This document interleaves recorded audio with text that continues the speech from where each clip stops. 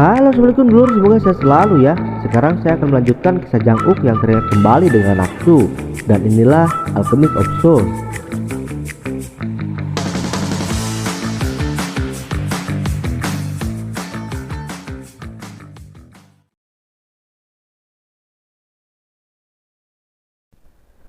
Di episode sebelumnya, Jang-uk dan Buyon sedang berjalan-jalan di halaman Jinyowon. Jang-uk berniat membuka gerbang Jinyowon untuk melihat kondisi Hwajo. Tiba-tiba Buyon mendorong Jang-uk ketika dia melihat penjaga dan mengatakan bahwa dia sudah terbiasa bersembunyi. Buyon juga mengatakan ketika dikurung dia terus membayangkan berada di sebuah pohon yang besar. Dia tidak mengenal siapapun dan tidak bisa melakukan apapun. Dia berharap ada seorang yang datang menghampirinya, dan sekarang Jang-uk hadir di kehidupannya. Mendengar itu, Jang-uk kembali teringat dengan Naksu. Dia lalu menggenggam tangan Buyon.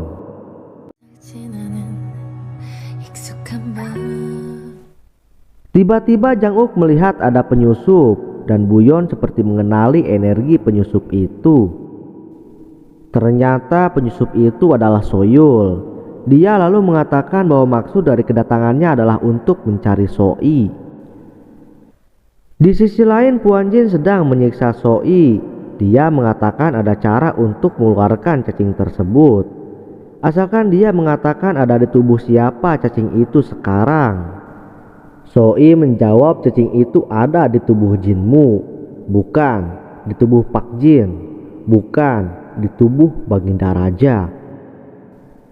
Puan Jin murka karena Soi terus mempermainkannya. Dia lalu memaksa Soi untuk meminum sebuah racun. Tiba-tiba penjaga datang. Dia mengatakan bahwa Jang-uk sedang mencarinya.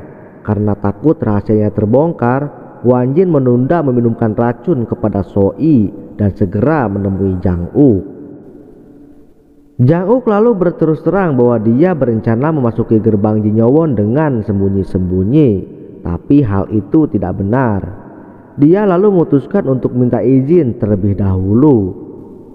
Sebenarnya itu adalah rencana Jang-uk agar Puan Jin meninggalkan pavilium dan mengantar Jang-uk ke gerbang Jinyowon. Dengan begitu Soyul bisa masuk ke pavilium untuk menyelamatkan Soi. Saat tersadar, Soi menjelaskan bahwa Buyon yang asli adalah Mudok, gadis tunanetra yang tinggal di desa Sari.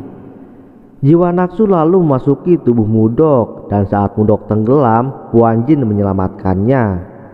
Tapi jiwa yang ada dalam tubuh Mudok itu masih sama, yaitu jiwa Naksu.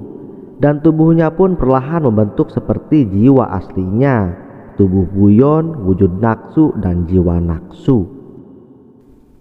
Soyul memang sudah menyadarinya. Dia mengenali Buyon saat pertama kali berjumpa, tapi dia terus berusaha untuk tidak memikirkannya lagi. Buyon pun datang membuka luka yang mendalam. Pelukan hangat membuat dunia terasa terdiam. Derasnya cinta yang selama ini dipendam mengalir bersama luka yang mendalam.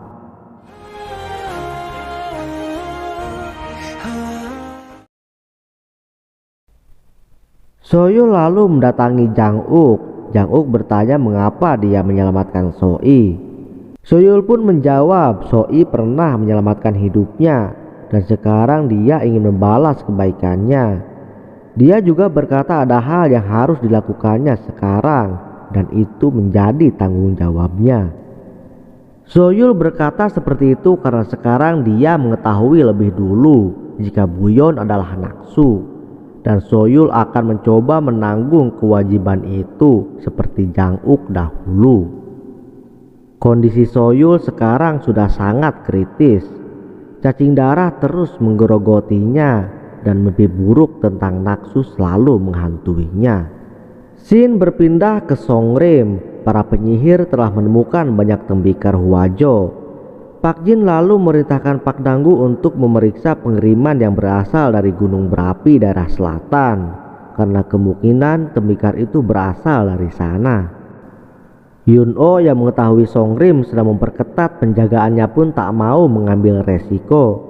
Akhirnya dia memerintahkan untuk membuang semua tembikar yang akan diselundupkannya. Scene berpindah ke kerajaan. Jinmu melapor kepada raja bahwa sumber air minum dan kanal mengering. Karena itu dia menyarankan untuk mempercepat ritual Gyeocendeho. Dia juga menyarankan untuk menjadikan Jang Uk sebagai jenderal yang ditugaskan di kota pertahanan bagian utara. Jinmu sengaja mengatakan itu kepada raja supaya Jang Uk tidak mengganggu rencananya dalam mengadakan ritual, dengan harapan batu es akan menjadi miliknya dan dia bisa menguasai dunia ini. Di sisi lain, Jang Uk menemui Guru Li. Dia mengatakan bahwa kondisi Hwajo baik-baik saja dan dia menjelaskan kemungkinan rencana Jinmu kepadanya. Ternyata Jang Uk sudah mengetahui bahwa sebenarnya dia adalah anak raja sebelumnya yang melakukan pemindahan jiwa dengan ayahnya.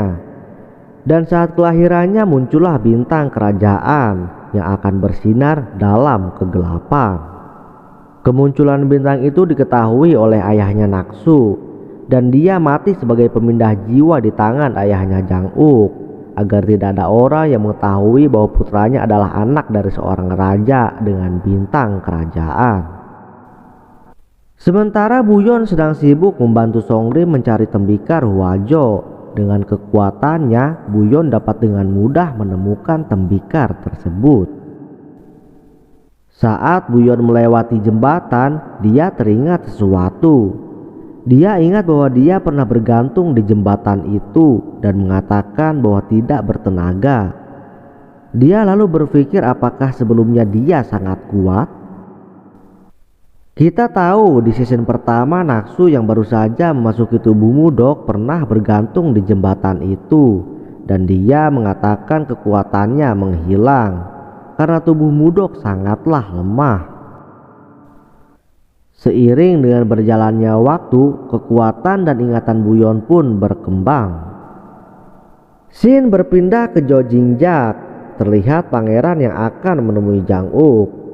Dia sedikit terkejut ketika melihat buku tentang Hwajo terbuka. Pangeran lalu berpikir bahwa Jang Uk sudah mengetahui rencana Jinmu.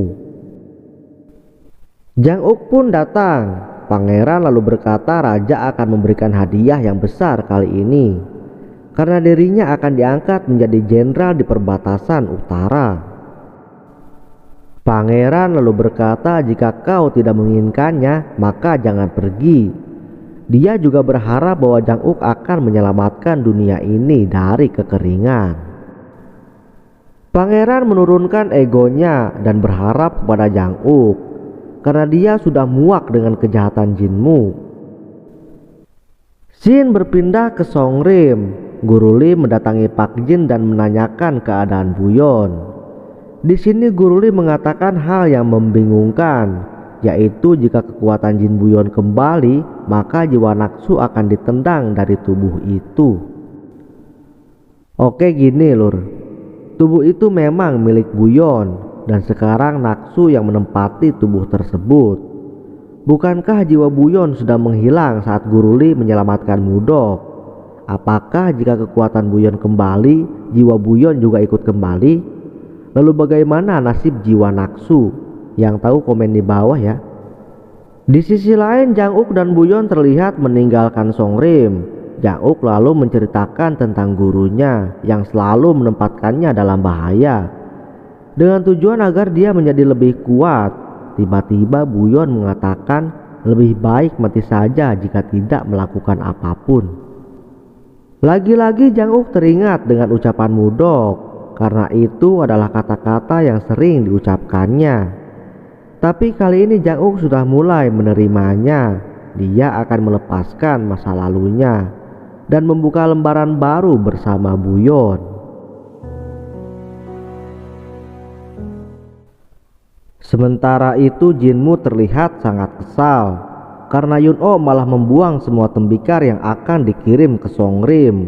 Dia lalu memerintahkan tangan kanannya untuk mencari Soi dan memberikan tugas itu kepadanya.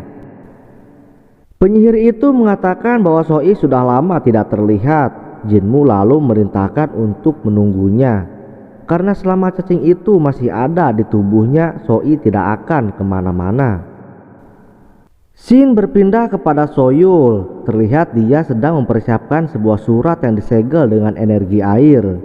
Dia juga menghancurkan benda berharganya yang menyimpan kenangan dalam dengan nafsu. Dia bertekad untuk melenyapkannya karena sekarang dia merasa bertanggung jawab atas kehadirannya. Sementara itu Buyon sedang bersama Pak Danggu. Dia mengatakan ingin pergi ke Danyanghok untuk melihat pohon yang ada dalam ingatannya. Soyu lalu datang dan mendengar pembicaraan itu. Dengan lantang dia menawarkan diri untuk mengantar Buyon ke Danyanghok. Mereka pun tiba di Danyanghok. Soyu lalu mencurahkan semua isi hatinya ke Buyon.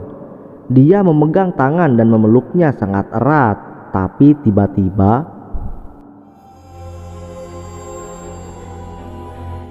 Soyul menusuknya dengan pedang energi. Dia merasa bertanggung jawab atas kehadirannya kali ini dan harus menyingkirkannya walau itu sangat berat. Tapi itu semua hanya bayangannya. Dia lalu bergegas menemui Buyon untuk pergi ke Danyanghok. Dalam perjalanan terlihat orang kepercayaan Soi menemui Soyul. Dia mengatakan bahwa saat ini Soi dalam bahaya. Dia disiksa oleh penyihir Chong Bugwan dan mereka membicarakan tentang cacing darah. Mendengar itu Soyul langsung datang ke markas Soi dan pertempuran pun tak dapat dihindarkan.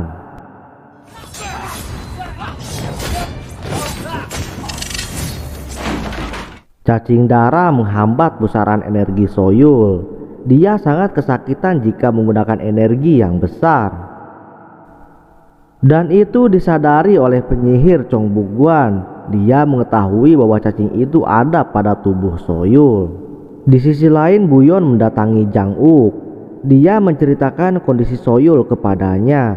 Dia lalu menjelaskan bahwa saat ini Soyul sedang menyelamatkan Soi dari penyihir Chong Bugwan. Kondisi Soyul sudah sangat kritis. Karena dia terus menggunakan energinya, maka cacing itu pun semakin ganas. Soi berusaha menyelamatkan Soyul yang sekarat, tapi dia malah dikepret oleh penyihir itu. Soi pun menemui ajal dalam pangkuan Soyul. Soyul mengerahkan seluruh kekuatannya, tapi cacing itu sangat kuat. Beruntung Jang Uk datang tepat waktu. Dia sangat murka melihat kondisi Soyul. Tamat. Sampai di sini dulu alur ceritanya ya lur. Nantikan kelanjutan di video berikutnya. Terima kasih sudah setia menonton dan mohon maaf apabila ada kesalahan. Wassalamualaikum warahmatullahi wabarakatuh.